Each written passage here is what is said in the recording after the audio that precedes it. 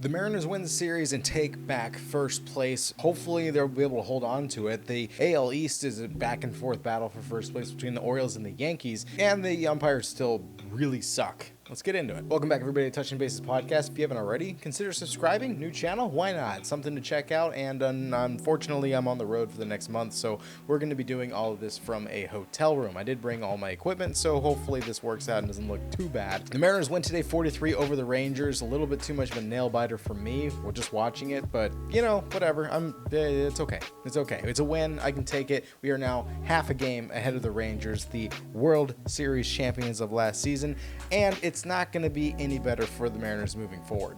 JP Crawford was scratched from the lineup today because of an oblique injury, and he'll be out for at least 10 days as he's put on the IL. I don't know how bad it is. Now, honestly, it says a grade 1 oblique strain. Obliques are never good when they're strained or hurt because they not only extremely painful, but they can be re-injured super easily. I mean, you can ask Shohei Ohtani or Bryce Harper or anybody else that's had an oblique injury. It lasts a long time and it sucks. So in the meantime, it sounds like Dylan Moore is going to be taking over at shortstop, but we did call up a guy from AAA. Leonardo will be taking over eventually, maybe, unless Dylan Moore just stays at shortstop, being the utility guy he is. And not too bad of a day today. He did have one error, so that's still a toss-up. Maybe he'll get his Major League debut this next series, which, speaking of the next series and what I said, it's going to be difficult for the Mariners. They're going to be taking on the NL champs of last season, my Arizona Diamondbacks. So my favorite team being the Mariners, and then of course I was living in Arizona for a while, so I became a fan of the Diamondbacks. This is going to be an interesting game. The Arizona Diamondbacks are not playing like they were last season,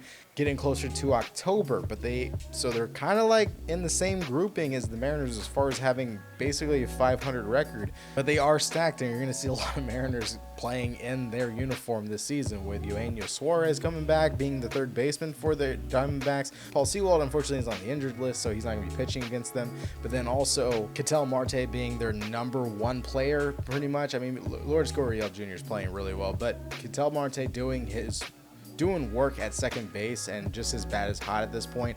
A lot of Mariners went to that system, and it's probably one of the reasons why I like that team is because there's so many of them that are prior Mariners and playing so well. So this will be interesting. Luckily, it is at home in Safeco. It's T-Mobile Park in Seattle. Maybe that'll give us somewhat of an advantage. We all know that Eugenio Suarez struggles in Seattle, unfortunately for us last year, but maybe that gives us an advantage this season. It doesn't help the JPs out, but maybe we can continue winning and push forward. Now, immediately after that is a homestand against the Braves, the number one team in the NL right now, arguably against the Dodgers, but still, I think, a better team overall. The Braves are coming to town right after them, so the Mariners are going up against some of the best while taking a half game ahead in first place, while the Rangers will be playing the Reds, who they're good, but they're so hindered by injuries and then of course the suspension. And when they came to play in Seattle, they were swept. Not exactly a top of the line team that you're seeing the Rangers go up against, and the Rangers are still very good, so it's going to be hard to hold first place when they're playing the Reds, and then following them they're playing the Nats. The Nationals have been terrible this season, so that could be 3 easy wins. I don't know if the Mariners are going to be able to hold their position just because they're playing such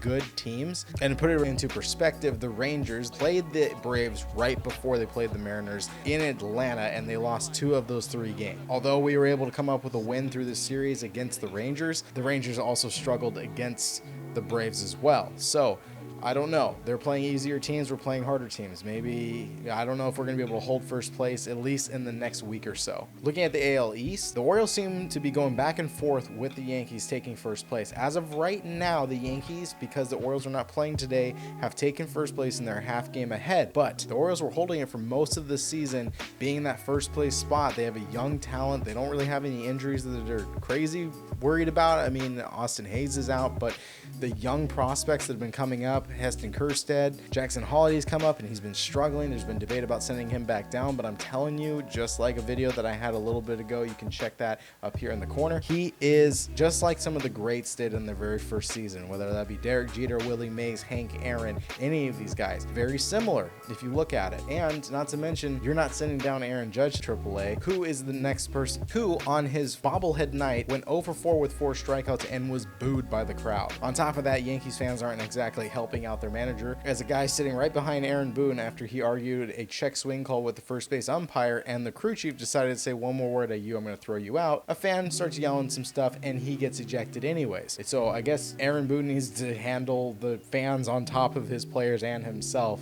out on the field. It makes no sense. It was a terrible call, and obviously it was just a power grab and flex by Hunter, the crew chief back there, and he doubled down, he tripled down, even though he was in the wrong for this entire call. But that's been all over the news. You guys want to look into that a little more, you guys can look at other videos. Honestly, there's not much of a breakdown. It's just another fan yelling behind Aaron Boone, and the crew chief thought that it was Aaron Boone yelling, and so they threw him out, even though it was wrongful. It is what it is. The Yankees are at least in first place, but I think the fans need to give them a little bit more love. Even if they're not performing to the best of their ability, they're still in first. So keep that in mind, guys. Lastly, the umpires, on top of that being a bad call, are just awful all around the league. Soto the other day had 6 balls thrown at him and he was struck out. 6 balls, 6 literally outside the zone balls, but 3 of them were called strikes and he struck out looking. It was a very bad call. It was really frustrating to watch because the 6 straight pitches he should have been on first base, and yet he was called out. It sucks for Soto because he's such a good hitter and he has good plate discipline, but he gets racked up a strikeout, which doesn't exactly help his stats, including his attempt to be MVP this year. So it's frustrating to see that these umpires blow the game. On top of that, another umpire decided to display his complete inability to be a home plate umpire and call balls and strikes.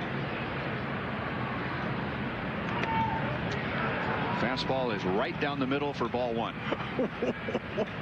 What? My goodness.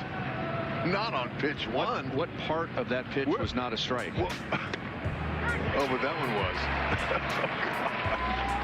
Yeah, the announcer pretty much explains it for himself. So we're still struggling with bad calls of balls and strikes. Maybe the MLB needs to address this along with the new rule changes all over the place. But in the meantime, I guess we'll just sit back and relax and swing at everything, because you never know when it's going to be a ball or a strike. It's pretty bad. It's pretty bad. If you guys like the video, go ahead and like, subscribe, comment below your opinions. Maybe we need to get new umpires. And if you're a Mariners fan, are you excited? If you're a Rangers fan, are you worried? And if you're a Yankees fan, do you think we need to chill out on yelling at the umpires and booing our best players on the team when they're already in first place? Well, how much more do you want? Tell me down below if I missed my cues, if you think I'm embarrassing and I don't know what I'm talking about, and you don't like the fact that I say that pitchers are raking when they're cleaning up every batter they face down in AAA. Yeah, I'm talking to you guys that worry about terminology instead of facts and the whole point of a video. Look, I want to build a great community here, and I really do appreciate you guys joining me, but we can be all chill and nice and have a decent conversation. Just let's get some facts and some information in there so we can talk about it. Terminology is stupid to argue about, and if you think that I don't know what I'm talking about, well, look up everything that I've cited and tell me that I'm wrong. Until then, I'll see you guys in the next one. Later.